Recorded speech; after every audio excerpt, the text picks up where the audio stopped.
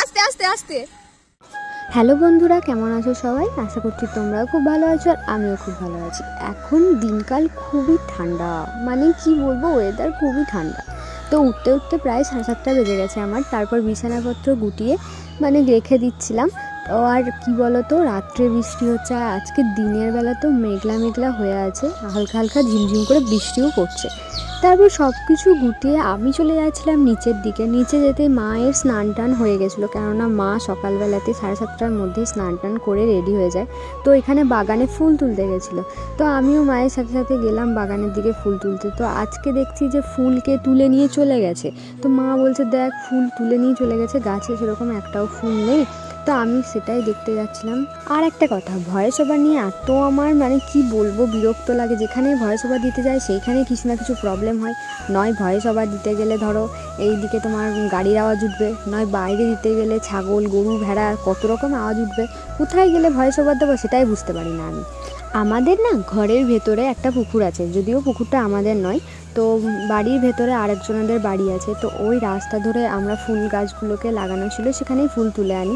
আর রাস্তায় এত কাদা, বাপরে, ওই দেখো পেরোতে গেলেই স্লিপ, খুবই সাবধানে পেরোতে হয়। প্ল্যান্টের মধ্যে থেকে মানি প্ল্যান্ট গাছটা, বাপরে বাপরে কত মোটা।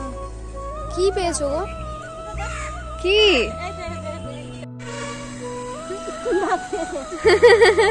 আস্তে আস্তে আস্তে, না বিশাল বড় পেয়েছে তো। ওই তো মা, ওই ডালটাতে একটা আছে, ভেঙে যাবে। তারপর দুজন মিলে আস্তে আস্তে বেরিয়ে চলে আসছিলাম, মা পিছনে পিছনে আসছিল।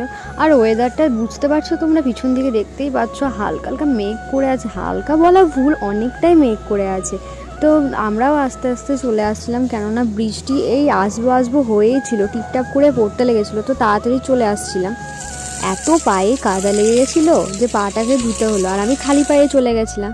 আর এইদিকে মেঘটা দেখো, কি বাপরে, কি বিদ্যুৎ চমকাচ্ছে। বৃষ্টি নেই, তবে বিদ্যুৎ চমকাচ্ছে। আর মেঘলা ওয়েদার, বুঝতেই পারছো। দেখো, দেখেই তোমরা বুঝতে পারবে, মানে এত কালো হয়ে এসছে মেঘটা। তারপর বলতে বলতেই জানো তো, এখানে না পায়রার বাচ্চাগুলোকে অনেকদিন দেখা হয়নি। পায়রার বাচ্চার ডিম ফুটে আবার বাচ্চা হয়েছে। তো দেখো কেমন আওয়াজ করছে। আর জানো তো, পাশেই কাদের বিয়ে হচ্ছে, এত বক্স বাজছে না। আর গানের জন্য না ভয়েস ওভার দিতে কেমন একটা লাগছে, যদি কপিরাইট পড়ে যায়। তো ভয়ে ভয়ে অনেক কষ্টে ভিডিও করছিলাম আর ভয়েস ওভার দিচ্ছিলাম। তো ঠাকুমা এখানে সকালবেলায় মাছ কিনে মাছ ধুয়ে নিচ্ছিল, কেননা আগের দিনের মাছ এটা রাখা ছিল ফ্রিজে, সেটাই কেটে বেছে রেখে দিচ্ছিল। তো আজকের মতো মাছটা রান্না হবে না, আজকে অন্য কিছু রান্না হবে, সেটা তোমরা লাস্ট অবধি দেখতে থেকো। আজকে পুরো ভিডিওটা তোমাদেরকে দেখাবো। তো ততক্ষণে দেখো মাছটা বেশ বড় মাছই ছিল। এবার মাছটা কী বলতো, হঠাৎ কিনে রেখে দিয়েছে। আর কি বলতো, না কেটে রাখলে তো নষ্ট হয়ে যাবে না। তারপরে আমি একটু বাইরে বেরিয়ে দেখলাম, তখনও কিন্তু ঝিমঝিম করে বৃষ্টি পড়েই চলেছে। তোমরা বুঝতে পারছো না কি জানি না, কিন্তু মেঘলা ওয়েদার করে আছে। কি তোমরা আমার ভিডিওটা লাস্ট অবধি দেখো, আর লাইক শেয়ার সাবস্ক্রাইব কমেন্ট করে অবশ্যই পাশে থেকো, আর বেল আইকন প্রেস করে দিও। আর এই কদিন যা গরম পড়েছিল তোমরা তো জানোই, এর থেকে ভালোই বৃষ্টি হওয়া। এত গরমে মানুষজনের খুবই কষ্ট হচ্ছিল। সবার বাড়িতে তো আর এসি নেই। তো আমি ঘরের ভেতর ঢুকে দেখি মা এখানে পুজো করছিল। আসলে কি বলতো, মা সকালবেলায় স্নান করে আমাদের উপরের ঘরে যে ঠাকুরগুলো রাখা থাকে, তো সেই ঠাকুরগুলোকে আগে জল দিয়ে নেয়, তারপরে নিচের ঘরেও ঠাকুরগুলোকে জল দিয়ে দেয়। তো সেখানেই আমি ভিডিওটা অল্প ক্লিপস তুলে নিয়েছিলাম। তো এখন সকালবেলা time. A few moments later. আর হ্যাঁ, আজকে কিন্তু ফ্রাইড রাইস হচ্ছিল, তারই ভিডিও আমি করে রেখেছিলাম অল্প করে। তো দেখে নাও তোমরা ভিডিওটা। আসলে কি বলো তো, এক হাতে ভিডিও করা আর এক হাতে ওই রান্নাগুলো করা না ঠিকঠাক মতো হয়ে ওঠে না। তো খুবই মানে কষ্টের মধ্যে দিয়ে করতে হচ্ছিলো, সেই জন্য ভিডিওটা ঠিকভাবে আসেও নি। আর প্রথমেই বলেছিলাম যে আজকে মাছ হবে না, আজকে ফ্রাইড রাইস আর মাটন হবে। তো তোমরা লাস্ট অবধি ভিডিওটা দেখো।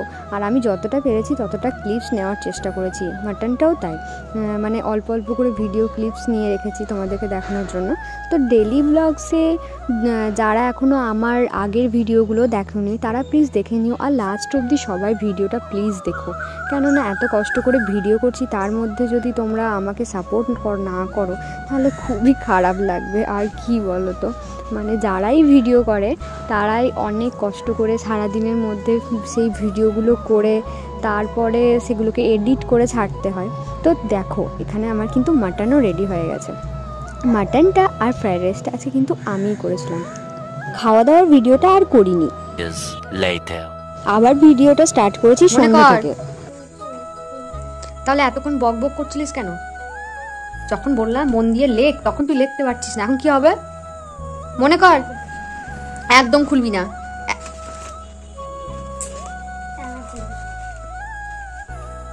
এই করে পড়া হবে?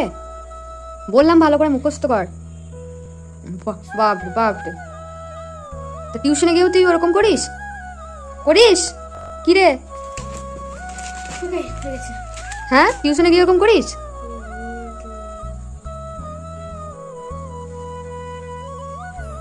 দেখে দেখে লেখা, এটা টুকলিবাজি হচ্ছে। হ্যাঁ, হি লাভস টু প্লে।